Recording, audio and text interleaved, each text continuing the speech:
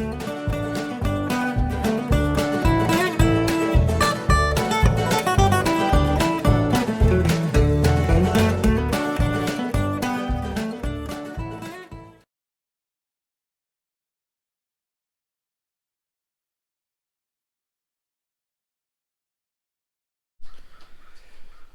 morning, guys. It's Monday, August 17th, and we are tearing into the transmission again on this H. I've already stripped off pretty much everything from the back half that I need to in order to lift the top cover.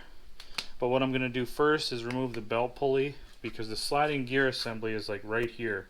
So I should be able to see kind of what's going on, I hope, inside here without removing the top cover, but it's inevitable that we're going to have to remove it anyways. So I pulled basically all of the brake and clutch components, the rear steering pedestal support and light bar, the seat and rear fuel tank support, all of the control rods. So we got the hydraulic control, throttle lever linkage, belt pulley linkage, choke rod.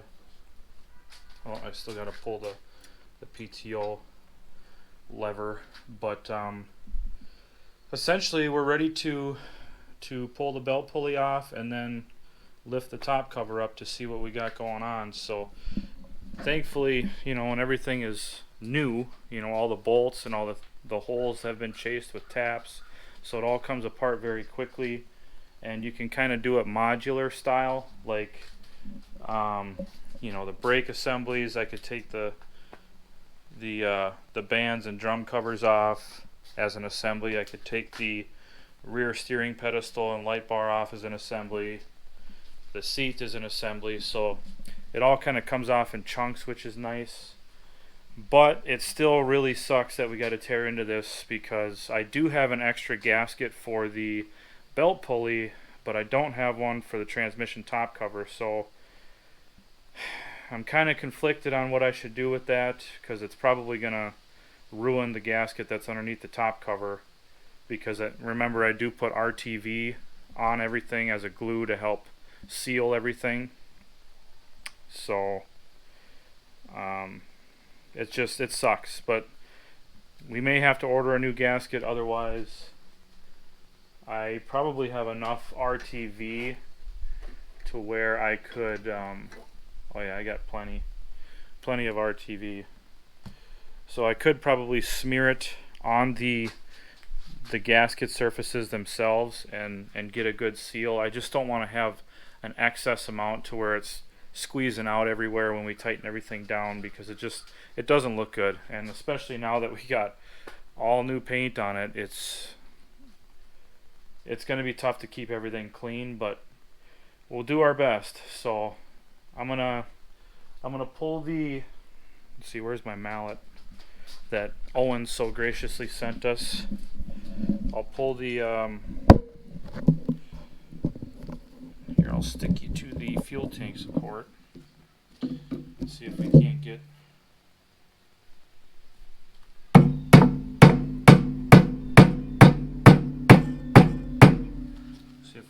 any movement in this. Yeah, it's going to be tough, because this is also glued down with RTV, so everything's going to be very difficult to remove.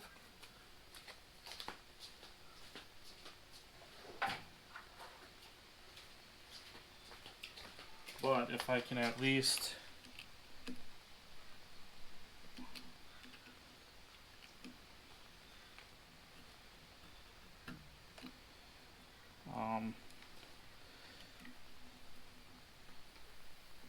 if I can get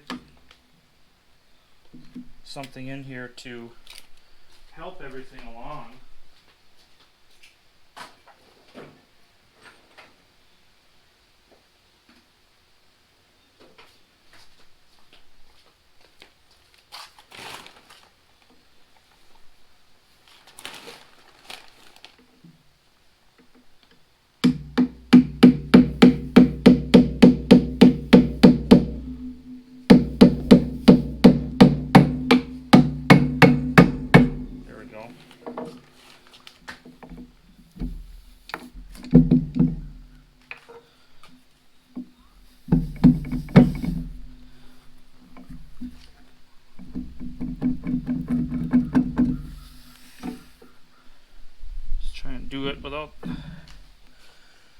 scratching everything.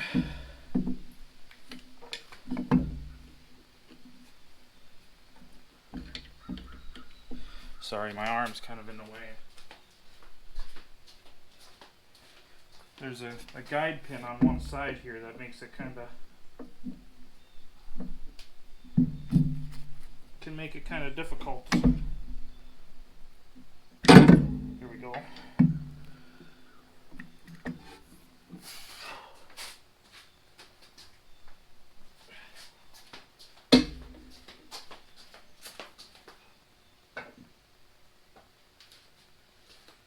So now hopefully we can kind of see down inside here with a good LED flashlight.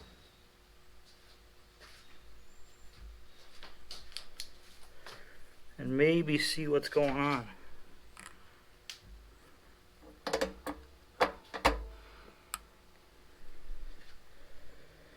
Okay, so I know that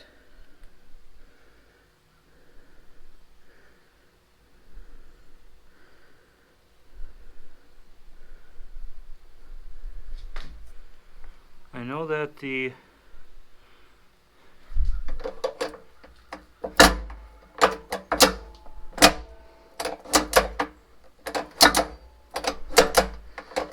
second and third is working perfectly. Fourth and fifth is working perfectly.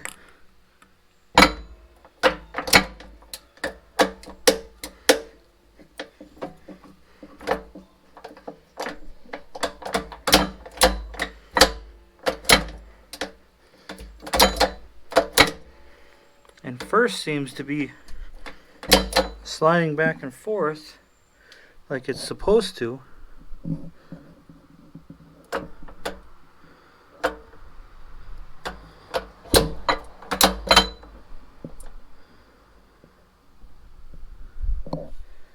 But I am not sure what exactly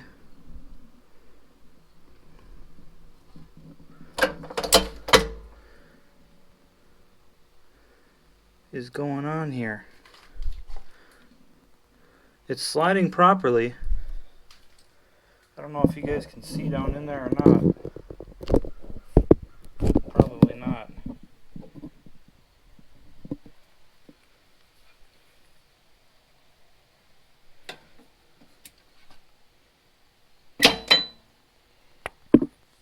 See if you can see.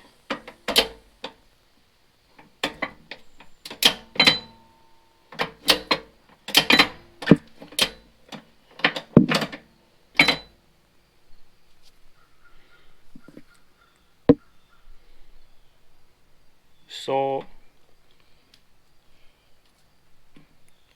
I can't really reach in there and see, but I'll have to get a long screwdriver and see if it's something might be interfering with that reverse idler, because right now it's in first gear and I don't know what's going on here. I sure hope we don't have to split this thing, because in order to get that reverse idler out, in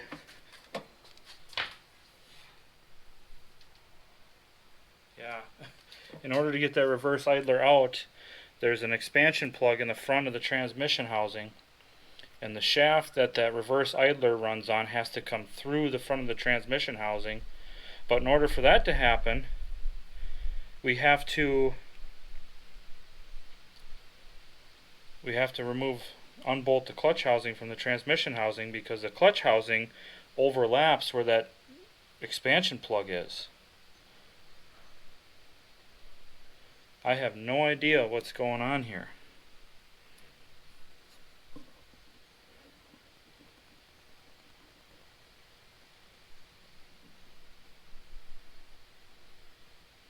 Because the further that I pull back on the first gear, like if the shift lever's in first gear and if I pull back on it, you can hear gears grinding. So it's got to be hitting the reverse idler when I pull back on it.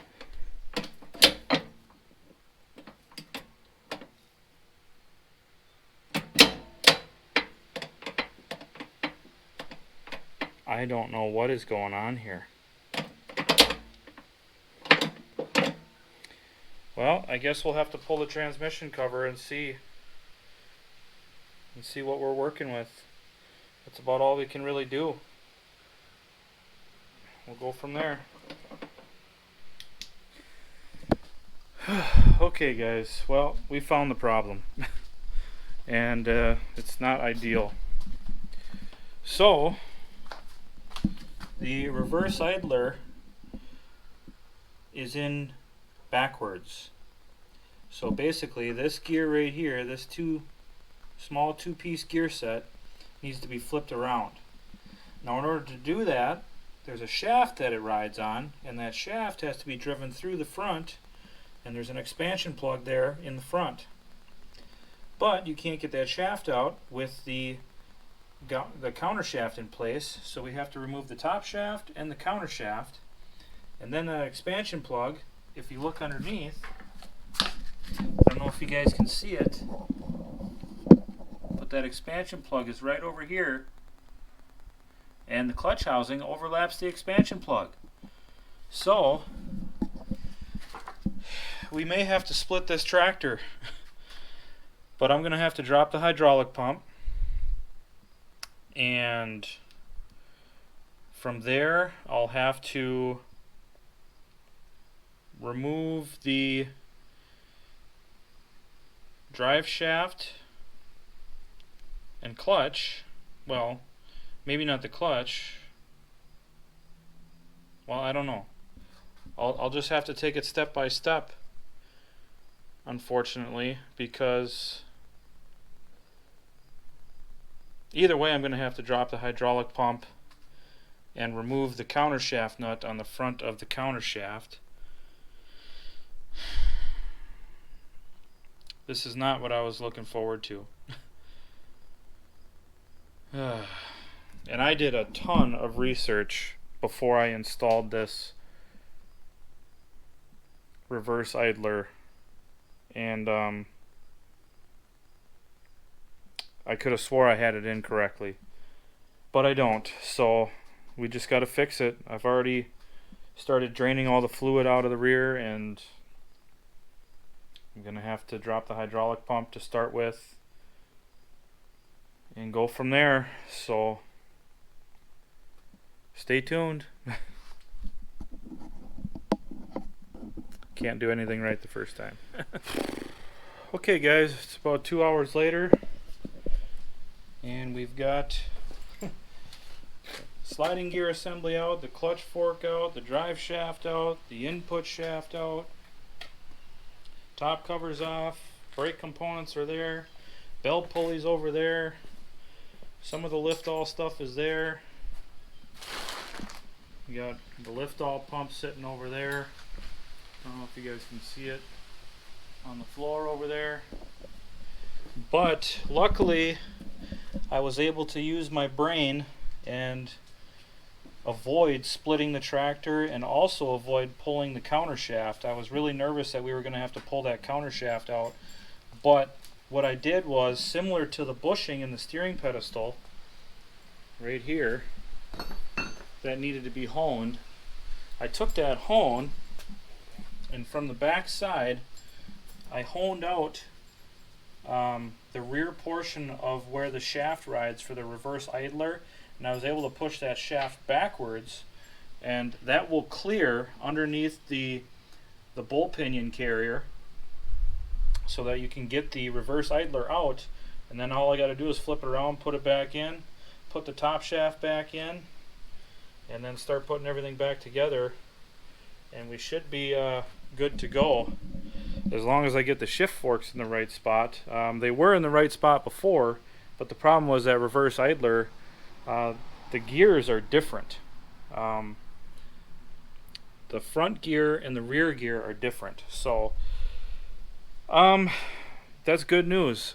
Still obviously a lot of work that we had to do to get to this point, but the good thing is everything came apart very easily, so it should go back together very easily. And I know Squatch and a lot of people are going to cringe at this, but I think I'm just going to doctor up these gaskets with RTV. I haven't gotten really any oil on any of it, so I think just using RTV on my finger and kind of painting it or smearing it, as you will, or if you will, onto the gasket surface will help me create a good seal, and then it'll also allow it to where it won't squeeze out and be a mess everywhere. So that's my plan. I know we use new gaskets on everything when we put it back together, but it's just, I'm not going to spend $100. You know, I mean, the transmission top cover gasket is $50 by itself, and then the top gasket for the input shaft, that's probably $15. I could make one, but I would rather not. I'd rather just take a little bit of RTV and doctor it up and put it back together. It'll be just fine, and then go from there. So whew, took me about a good 2 hours to get to this point. So we'll start putting things back together and go from there. But I want to show you guys which way this reverse idler goes so that you know for sure. So let me grab some gloves. Okay guys, so this reverse idler, the front gear is a lot narrower width-wise front to back than the rear gear. The rear gear also has beveled teeth to improve the engagement and disengagement of the sliding gear assembly. So when you install it, it has to go down in this, just like that. Then you slide the shaft into place.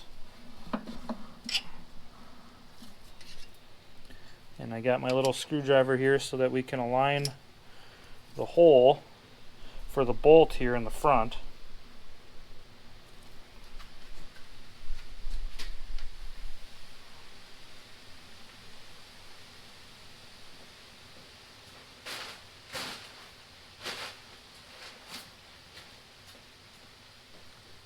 We drop our bolt down in here, and we can tighten that down, start putting the gear set back in. Quite the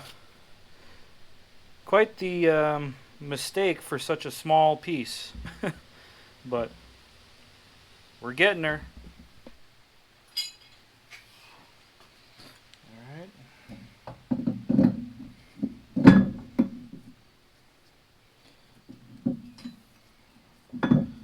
Get all the gears spaced out appropriately.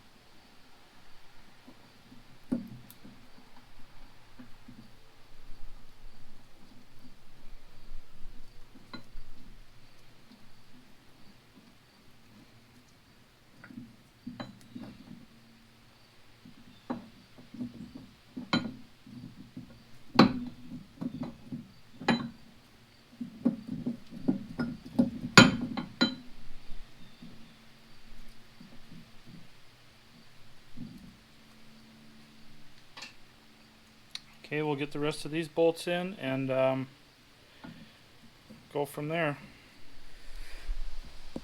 Alright guys, well, I gotta apologize for skipping through some stuff, but I wanted to get this thing back together today. It's all back together and done, except for obviously the rear portion of the steering shaft, and the tin work obviously is not done, but we got a lot accomplished today in about 7 hours. So we tore it, you know, had the gear set out, reversed that idler gear, and then geez, I can't even think. And we put it all back together. So again, I did doctor up the gaskets that we had, the new gaskets that we had on there, with some RTV, and it's gonna hold just fine. So, and you can't really even tell that it was done, which is a good thing. So let's do a test drive just back and forth here in the garage to make sure that first, reverse, second, third, fourth, they all work properly. So let's see what happens.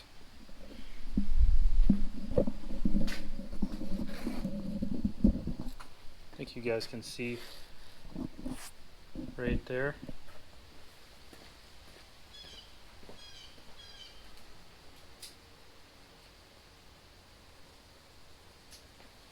Turn the fuel on, and the hand crank. See how it starts here.